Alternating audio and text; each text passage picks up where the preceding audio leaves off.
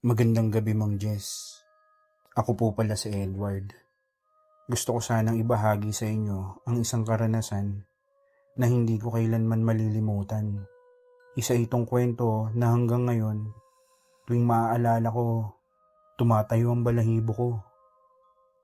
At parang may malamig na hangin na dumadaan sa batok ko. Noong 1997, napilitan akong umuwi sa probinsya upang bisitahin ang lumang bahay ng aking lolo. Isa itong bahay na gawa pa sa matitibay na kahoy. May malalaking bintana at sahig na kahit bahagya mo lang tapakan ay umuugong ng malakas. Bata pa lang ako, lagi ko nang naririnig sa mga matatanda na may kakaiba raw sa bahay na yon. Mga kwento ng mga anino, bulong, at mga yabag sa kalaliman ng gabi. Pero noon nakala ko imbento lang nila para takutin kami. Kaya nang dumating ako roon, sumalubog ang agad sa akin ang amoy ng lumang kahoy at alikabok. Sa unang hakbang ko pa lang sa loob, ramdam ko na agad ang bigat ng hangin. Parang may nakatingin sa bawat galaw ko. Tahimik ang paligid. Tanging tunog ng hangin na humahampas sa may bintana ang naririnig ko. Habang iniikot ko ang bahay, napansin ko na tila mas madilim kaysa dati. Kahit may araw pa sa labas, parang ayaw pumasok ng liwanag sa loob. Kaya pag akyat ko sa itaas, doon ko unang naramdaman na may kasabay ako. Ang bawat hakbang ko sa sahig, may sumasabay na mahina, mabagal, at parang galing sa likuran ko. Huminto ako, tahimik kong pinakinggan. Tanging pintig ng puso ko lang ang naririnig ko. Pero nang muli akong naglakad, naroon ulit ang mga yabag na hindi ko makita kung kanino nanggagaling. Pagbukas ko ng isang kwarto, may lumang cabinet sa sulok. At sa gilid ng salamin nito, akala ko'y nakita ko ang sarili kong refleksyon. Pero hindi, sapagkat nakatayo ako sa mismong harap ng pintuan ng kwarto. At ang nakita ko sa salamin ay isang aninong nakatalikod, nakayuko, at nakatingin mismo dun sa sulok ng kwarto. Kaya napaatras ako, pumikit ako ng sandali, at nang muli kong idilat ang mga mata ko. Wala na ang anino, ako na lang ang nandun. Pero mula sa ilalim ng sahig, biglang umalingaw-ngaw ang tunog ng mga yabag na tila maraming tao ang naglalakad sabay-sabay. At doon nagsimula ang gabi ng aking hilakbot. Matapos ang unang araw ko sa lumang bahay ni Lolo, nagpa siya akong doon na rin matulog. Mag-isa lang ako. Habang dala ko ang ilaw na de baterya dahil mahina ang kuryente. At sa bawat sindi ng ilaw, parang lalong lumalabas ang mga aninong ayaw kong makita. Pagdating ng alas 8 ng gabi, nagsimula nang maging kakaiba ang lamig ng hangin. Sa labas, maririnig ang huni ng kuliglig. Pero sa loob ng bahay, ibang ingay ang nangingibabaw. Habang nakahiga ako sa lumang kama ni Lolo, may naririnig akong mga kumakaluskos mula sa kisame.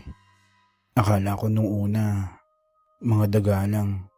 Pero habang tumatagal, nagiging malinaw na. Mga yabag ng paa, unti-unti, papalapit sa kwartong kinaroroonan ko. Pinilit kong huwag gumalaw. Ipinikit ko ang aking mga mata. Pero ilang minuto lang, biglang may bumulong sa tenga ko. Umalis ka na! Mahina, malamig, parang galing mismo sa tabi ng unang ko. At napadilat ako. Dali-daling nagbukas ng flashlight. Walang tao. Pero ang mga kurtina sa gilid ng kama, gumagalaw na para bang may dumaan. Paglingon ko sa pintuan, nakabukas na ito.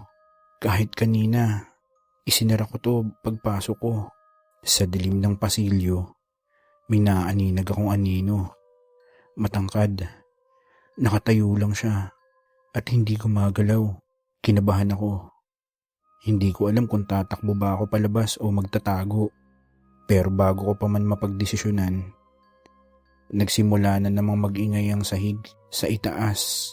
Tila maraming paa na Naglalakad sabay-sabay at sabay-sabay din silang huminto. Tahimik na. Wala ni isang tunog at mula sa kisame, isang malakas na kalabog ang bumulaga na parang may mabigat na bagay na nahulog.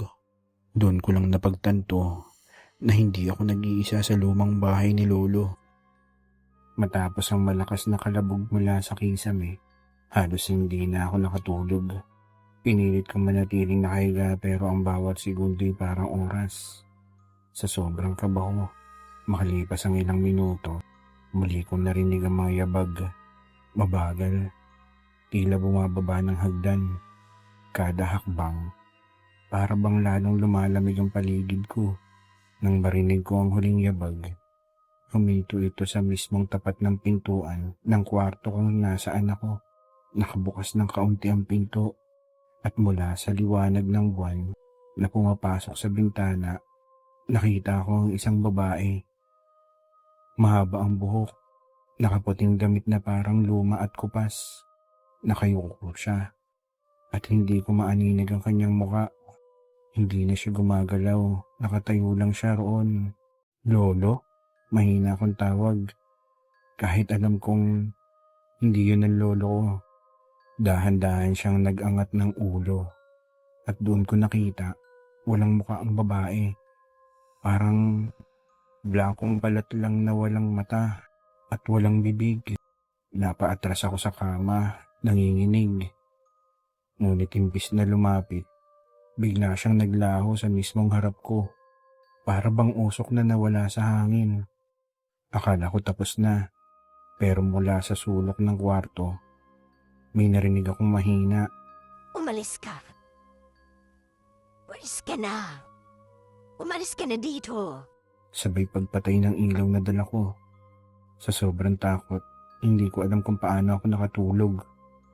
Ang huli ko lang naaalala bago ako nakapikit ay ang malamig na presensya na nakaupo sa gilid ng kama ko.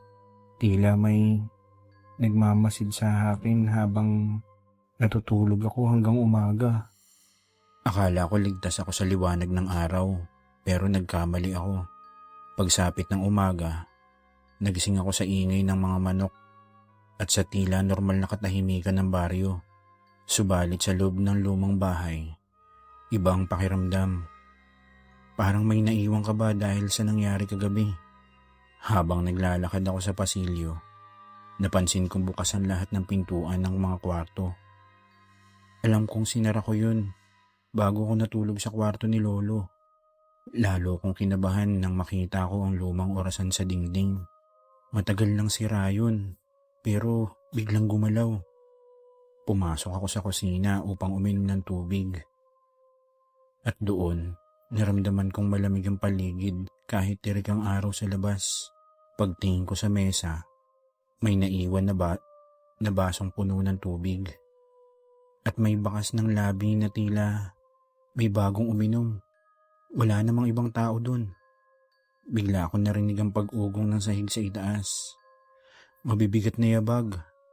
Hindi ito parang daga o pusa. Parang mga hakbang ng taong naglalakad. At dahan-dahan akong umakyat. Sa bawat hakbang ko, tila may sumasabay na yabag mula sa kabilang gilid ng hagdan. Nang makarating ako sa itaas, huminto ang ingay. Tahimik na ulit. Kaya naisip kong pumasok sa isang kwarto at nakita ko ang lumang kabinet. Doon ako natigilan. Sa salamin nito, malinaw kong nakikita ang refleksyon ng isang bata. Nakatayo siya sa likod ko at nakangiti. Pero nang tingnan ko ang likod ko, wala namang bata. Kinalabutan ako. Lumabas agad ako ng kwarto. Pagdaan ko sa may hagdan, doon ko nakita sa gilid ng mata ko isang babae, nakaputing damit, nakatayo sa ibaba at nakatingala sa akin. Pagkurap ko, wala na siya. Pero naroon pa rin ang malamig na hangin at ang pakiramdam na hindi ako nag-iisa. Sa dami ng mga kaibang nangyari sa maghapon, pinilit kong magpakatatag. Ngunit nang dumating ang hating gabi, doon nagsimulang mas lumala ang lahat. Nakahiga ako ngayon sa kama. Hawak ang maliit na flashlight habang nakikinig sa katahimikan ng paligid. Akala ko nun makakatulog na ako, pero bigla ko na naman narinig ang tunog ng mga yabag. Hindi galing sa kisame, hindi rin mula sa hagdan. Ang mga yabag nasa loob mismo ng pintuan ng kwarto ko. Tumigil ako sa paghinga at nakikinig. Mabigat ang bawat tunog ng paa at mas lalo kong kinabahan nang marinig kong tila may humahagod na kuko sa kahoy ng pinto. Dahan-dahan akong lumapit sa pinto, pilit na pinakikinggan, at mula sa ilalim nito may aninong dumaan. Parang paa ng tao na naglakad sa labas ng pinto. Pinilit kong huwag gumawa ng ingay. Ngunit ilang sandali lang, may kumatok. "May tao ba dyan?" Mahina akong tanong. Nanginginig ang boses ko. Walang sumagot. Pero naroon pa rin ang anino sa ilalim ng pinto. Pagkaraan ng ilang segundo, bigla itong gumalaw dahan-dahan, papunta sa kabilang dulo ng pasilyo. Akala ko ligtas na ako. Pero nang muli kong itapat ang flashlight sa ilalim ng pinto, muntik na akong mapasigaw sapagkat may nakadikit na muka. Walang mata, nakanganga at nakadungaw mula sa sahig. Nakaharap mismo sa akin. Napaatras ako at tinakpan ng kumot ang sarili ko. Sa buong gabing yun, hindi ko alam kung paano ako nakaligtas. Ang alam ko lang, kahit may araw, may nagmamasid sa akin sa loob ng lumang bahay ni Lolo. Matapos ang hating gabing yun, napagpasyahan kong wag munang manatili sa loob ng bahay. Sa liwanag ng araw, pinilit kong lakarin ang bakuran ng bahay ni Lolo. Doon ko mas lalong naramdaman na may kung anong nagbabantay sa akin. At ang likod ng bahay ni Lolo ay malawak. May mga puno ng mangga, kawayan, at damuhan na mataas na. Ngunit sa kabila ng liwanag, kakaiba ang katahimikan doon. Parang may mga matang nakatingin mula sa bawat puno. At habang naglalakad ako, bigla kong naamoy ang matapang na amoy ng insenso. Kahit alam kong walang nagsisiga at walang misa o dasal na nagaganap doon.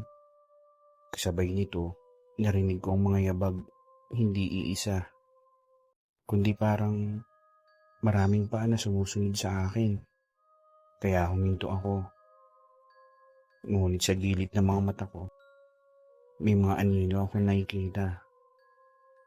Anino ng mga taong hindi gumagalaw pero nakapalibot sa akin. Hindi ko makita ng buo ang kanilang mga mukha, pero ramdam ko ang kanilang presensya. Mula sa malayo, sa ilalim ng isang malaking puno ng mangga, may nakita akong isang batang babae. Nakaputing damit, nakaupo at nakatitig lang siya sa akin. Kaya naisipan ko siyang lapitan. Pero bigla siyang nawala, parang usok na tinangay ng hangin. Nang lumingon ako sa kanan, doon ko nakita ang tatlong figura ng matatanda.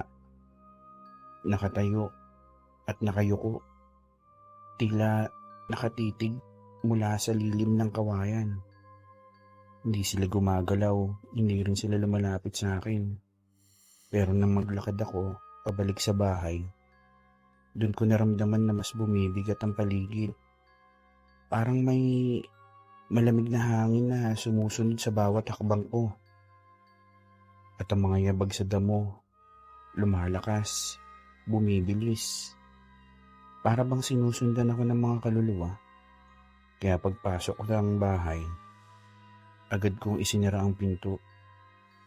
At mula sa labas, may narinig akong malalim na tinig ng boses ng lalaki. Hindi ka na dapat nandito. At dahil sa karanasan ko sa likod ng bahay ni Lolo, pinilit kong wag na munang lumabas. Pero kahit sa loob, hindi pa rin ako ligtas. Gabi na noon, at nasa sala ako. Kaya nagsindi ako ng maliit na lampara dahil ayaw ko nang umasa sa flashlight na bigla na lang namamatay.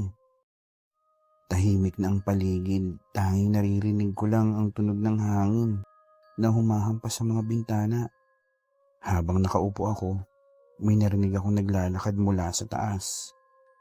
Mabagal, paisa-isa. Alam kong mag-isa lang ako sa bahay. Pero malinaw kong naririnig ang bawat hakbang. Nang tumigil ito, biglang bumukas ng kusa ang isang pinto sa pasilyo. At doon siya muling nagpakita. Ang babae, mahaba ang buhok, nakalugay, at suot ang kupas na puting damit. Nakatayo lang siya at nakatapat sa akin. Sa una, hindi ko makita ang mukha niya dahil natatakpan ng buhok. Pero dahan-dahan niyang iniangat ang kanyang ulo. Doon ko nakita ang mga mata niya. Puro itim, walang puti. Parang butas.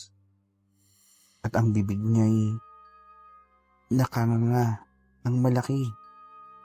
Mas malaki kaysa sa normal. Bigla siyang gumalaw. Hindi siya yung tipong naglalakad. Para siyang nakalutang pababa ng hagdan. Mabilis. Para siyang dumudulas sa hangin. Napasigaw ako at dali-daling umatras. Pero pagkurap ko, bigla siyang nawala. Tanging malamig na hangin at ang bahagyang pag-uga ng mga kurtina ang naiwan. Akala ko'y tapos na. Ngunit nang humarap ako sa salamin sa sala, muntik na akong himatayin sa sobrang takot. Dahil sa likod ng refleksyon ko, malinaw na nakatayo siya. Nakangiti. Nakadikit ang mukha niya sa balikat ko. Kasama mo na ako. Nang makita akong babae sa salamin, halos hindi na ako makagalaw sa takot. Pinilit kong huwag tumingin muli sa refleksyon ko, kaya umupo ako. Hawak-hawak ang rosaryo ng aking lola na natagpuan ko sa aparador at nagdasal lang ako ng mahina. Ngunit habang nagdarasal ako, doon ko muling napansin ang lumang orasan sa dingding ng sala. Ang orasan na yun ay matagal nang sira at hindi na gumagana mula pa noong bata pa ako. Pero ngayon gumagalaw siya. Tinitigan ko itong maigi at napansin kong lahat ng kamay ng orasan ay umiikot. Hindi lang ang segundo, pati ang minuto at oras, paikot-ikot, mabilis. Parang may nagkokontrol dito. Hanggang sa huminto ito sa 12:00 ng gabi. Eksaktong 12:00. Kasabay nito, narinig kong muli ang mga yabag sa kisame. Mabibigat. Parang may naglalakad na maraming tao. Nang bigla itong tumigil, sobrang tahimik ng bahay. Ngunit ilang sandali lang, mula sa dingding malapit sa akin, may narinig akong kaluskos. Parang may kumakalmot sa loob mismo ng dingding na kahoy. Kaya dahan-dahan akong lumapit at mula sa maliit na siwang ng lumang kahoy, may lumabas na mata. Nakatitig sa akin. Napatakbo ako pabalik sa hagdan. Ngunit nang dumaan ako sa sala, napansin kong lahat ng orasan sa bahay, maging mga lumang relo na nakatambak, sabay-sabay na tumunog. Napakahapit ako sa tenga ko. Halos mabingi. At sa gitna ng ingay, may isang tinig akong narinig. Malalim. Parang galing sa ilalim ng lupa. Wala ka ng oras. Hindi ka makakaalis dito. At sa mismong segundo na yun, lahat ng tunog ay biglang huminto. Tahimik na ulit. Para bang walang nangyari. Pero nananatili ang malamig na presensya sa buong paligid. At natapos ang gabing yun na tila pinaglalaroan ako ng orasan. Inisip kong baka guni-guni lang ang lahat o baka nanaginip lang ako. Ngunit sa sumunod na gabi, may isa na naman akong karanasan na halos ikabaliw ko sa takot. Habang nakaupo ko sa tabi ng lumang lamesa, tinatangkang huwag matulog, bigla akong narinig ang mahina at paulit-ulit na pagkatok sa bintana. Nung una akala ko'y sanga lang ng puno. Pero nang tumingin ako, dun ko nakita. Sa bintanang yari sa kahoy at salamin, may nakadikit na kamay, maputla. At habang tumatagal, isa pang kamay ang lumitaw. Na para bang may taong pilit na sumisilip mula sa labas. Napalunok ako at dahan-dahan kong inilapit ang ilaw. At doon, nakita ko ang aninong nakadungaw. Mahaba ang buhok, nakatakip sa muka. Ngunit ang mga matang itim, nakatingin diretso sa akin. Napaatras ako sa takot. Ngunit kahit lumayo na ako, hindi tumigil ang pagkatok. Sa halip, mas lumakas pa ito. Tapos, biglang huminto. Tahimik na ulit, akala ko tapos na.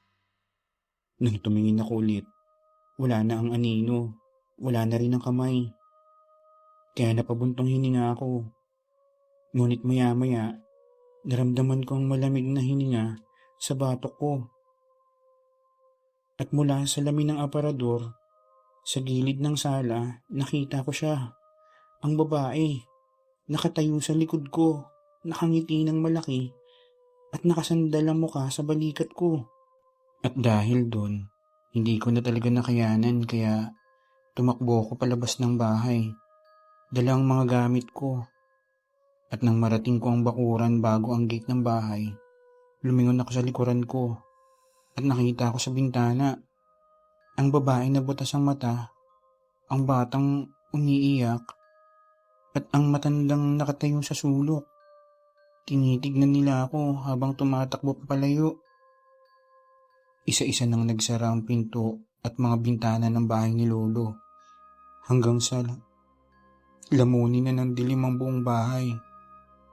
Kaya nagpasya na akong umalis ng tuluyan at hindi na muling bumalik pa. Makalipas ang ilang buwan, binenta na din ng mga tiyuhin ko ang lumang bahay ni Lolo dahil ayaw din nilang tumira sa lumang bahay na yun. At dito na po nagtatapos ang kwento ng aking karanasan sa lumang bahay ni Lolo. Maraming salamat po Mang Jess at sa inyong mga tagapakinig.